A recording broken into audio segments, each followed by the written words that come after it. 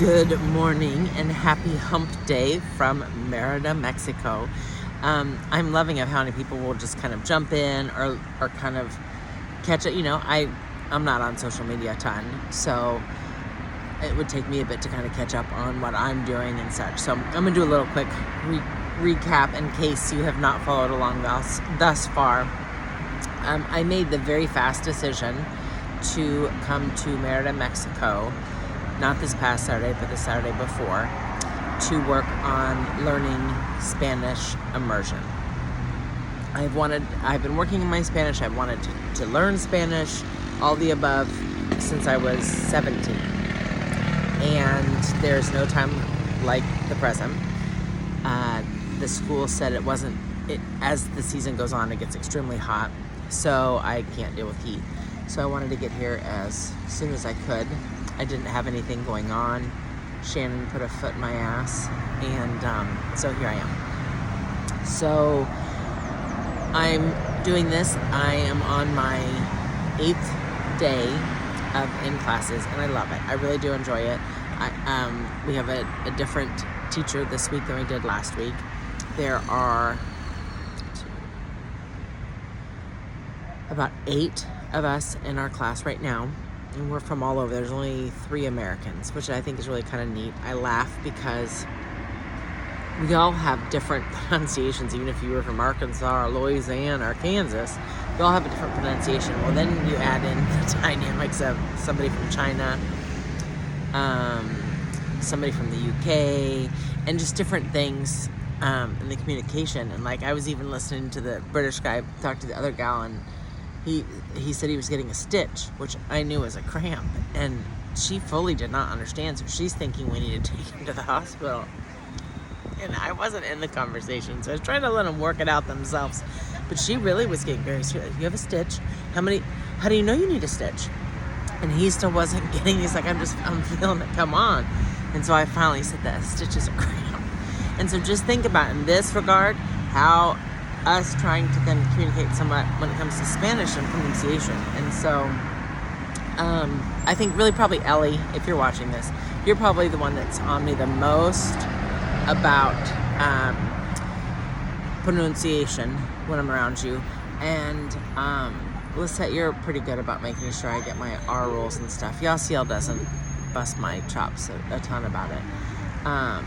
I probably don't practice as much with Yaciel, and I need to. When we're going to Thailand, and so I will make him only talk to me in Spanish. Like, it's going to be a need. So I digress. I don't even know where I was at. You can just get a little taste of my morning brain here. So I had dance class last night. It was the different dialects, but so it is interesting. It's just really funny when we're just trying to say things, and like even the teacher, she has, I think I might have said in one of the other videos, that her these are very hard for me to hear. Like, I keep laughing, thinking like, maybe I need a hearing aid. Like, I just don't understand. And it's very echoey rooms, so there's just a lot of dynamics, and so it's like I really have to tune in to get this shit figured out. But I'm enjoying it. We had a dance class last night, and let me just preface this. I was not raised dancing. My mom listened to Kenny Rogers and Celine Dion. That did not allow for a lot of movement of anything in my body in my growing up.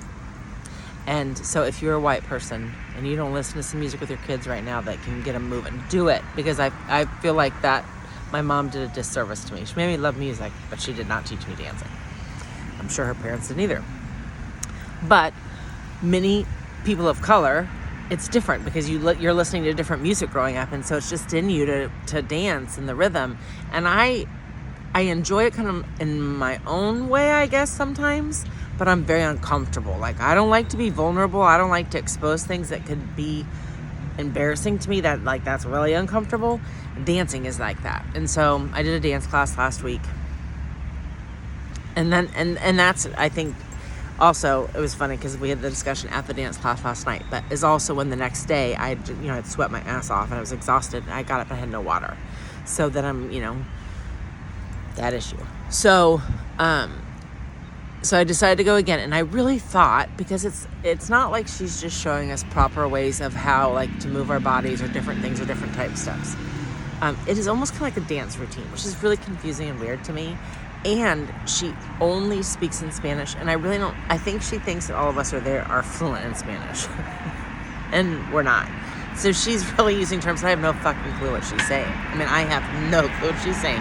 And my body does not move like her. And I also process, because I filmed some, and I'm going to go through it, and I might share a little bit. Her little body is half the size of mine. So, musicians, help me out here. If there's just like a count of music, when she's doing this fast-ass music, and she's got to move her tiny little body from point A to point B, or even her arm, I got a lot more shit to move. Like, I am triple your size, lady. So, I had a little confusion with that. Granted, most all the other humans in the class were not her size, so I don't think anybody was real good. There was a gal in the class I cracked up. She's not one that I would have expected, and I looked over, and she had her hips a-going, and I was like, oh my God, because she was white. I was like, how the hell? And she's like, I've taken dance my whole life. And I was like, well, okay, well, that explains it, because there's no other white person in this room that can remotely move like that. So I did crack up, and I caught it on film, because I tried to set down the camera to show this, and I'm dying laughing that I'm even sharing this. But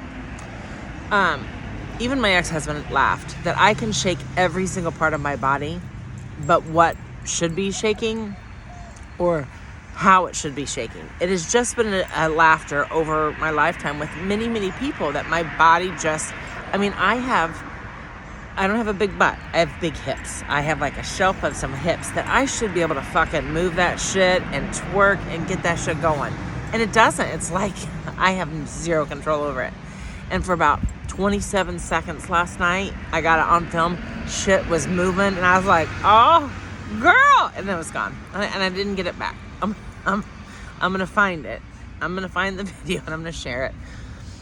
But I'm also gonna find how to get that shit back in my ass. I understand how she did it. It was really an eye-opening way to understand how to move your body. But it was to think about if you were playing bongos, and to throw your chest forward and your ass out and bend over, and to get your movement then in your hips. And so it is fascinating to see once you do that, opening your body up, thinking of playing bongos. So I'll have to show you my ass shake, but that was some 50 years that my shit has ever done something like that. I was like, oh girl, all right. And I think she might have caught it at that one time, and then I never heard from her again. She's probably like, yeah, you lost it. That was your one and done, lady.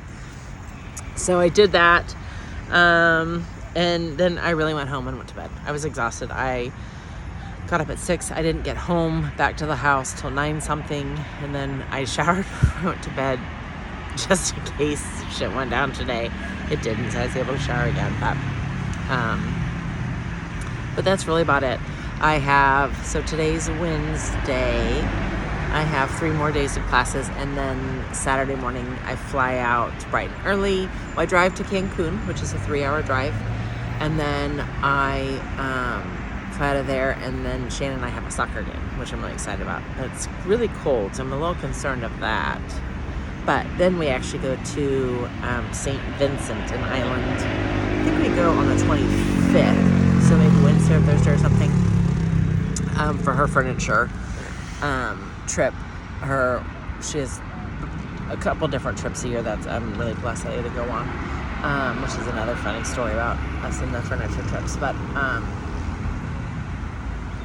we just love it. We love the people, and so it's nice that we get to go on these, and they're basically paid for trips because of the furniture store. And so it's fun how often people get to enjoy these other people you get to travel with and see them on the regular, and it's like your reward trip. So we love that. So we're going to St. Vincent for 4 days, and we're gonna have some beach time there. I've had plenty of heat here. I just have not had lots of sun and floating time. Okay, side note. I'm going to come back. I'm going to have to send a video to Yasiel strictly on this. But when I was in Veracruz, and you might recall, if you look back, there's a video he's filming of me, and it's funnier than shit. And I don't know if I shared the full thing, because that fucker's doing a commentary. Because he doesn't like to get in the water, and I love to float. So for me to walk into the ocean, I usually can walk out into the ocean, sometimes like within 12 feet, and I can flip over, and my ass can float. Well, so in Veracruz, Mexico, I'm out there like 50 feet. Like, I am far out there. And so he's on land, and the water's like to my knees. And so I have never seen anything like it. I'm like, what the hell is this? And so I finally I'm far out. Like, it was kind of a weird, uncomfortable to be from the beach, and and the tide doesn't go in and out like that or there.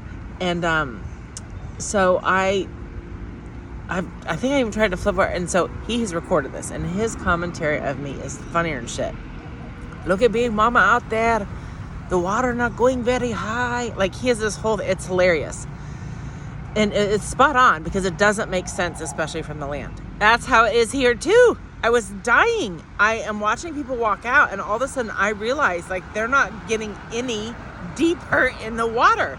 When I happened to be stopping and talking to two women on the beach at the time, and one of them lives here. And so she said it's because of the Gulf of Mexico, and how it is in such, and that the water is just, they're very shallow tables because of the inlet of where Merida lies.